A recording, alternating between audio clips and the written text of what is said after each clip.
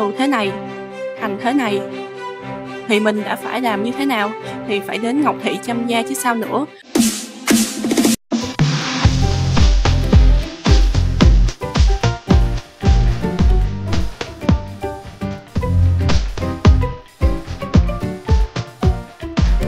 Crystal Skin chuẩn y khoa, đầy đủ các bước tẩy trang, rửa mặt, tẩy tế bào chết, xông hơi trên xả, mốt sạch bã nhờn. Đặc biệt là kỹ thuật viên tại Ngọc Thị lấy nhân mụn cực kỳ nhanh, sạch và rất là êm, không hề đau. Sau khi lấy nhân mụn, mình còn được tiện ghi lạnh serum mụn, đắp mặt nạ bạc hà và chiếu đèn ánh sáng xanh. Mà chưa hết nha, trước và sau nặng mụn bạn còn được bác sĩ chuyên khoa soi da thăm khám và tư vấn tận tình từng cái mụn luôn. Full quy trình xịn, có bác sĩ thăm khám.